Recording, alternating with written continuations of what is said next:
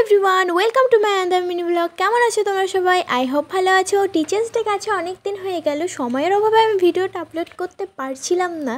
সত্যি বলতে সেদিনের দিনটি আমাদের সবার জন্যই খুবই স্পেশাল ছিল, কারণ ওই একটা দিনের জন্যই আমরা আলাদা শাড়ি এবং সাজুগুজু করে যেতে পারি।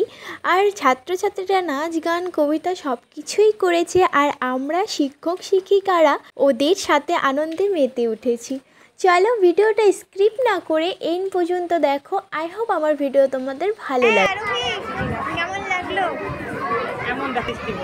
দেখাও কেমন লাগলো।